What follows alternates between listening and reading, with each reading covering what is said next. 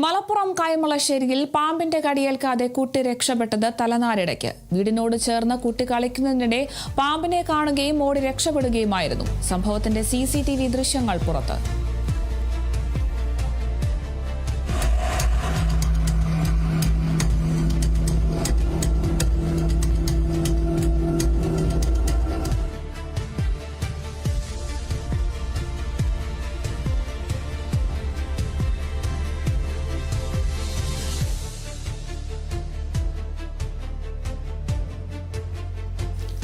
മലപ്പുറം കൈമളശ്ശേരിയിലാണ് പാമ്പിന്റെ കടിയേൽക്കാതെ കുട്ടി രക്ഷപ്പെട്ടത്. തലനാരിടയ്ക്കാണ് കുട്ടി രക്ഷപ്പെട്ടിരിക്കുന്നത്.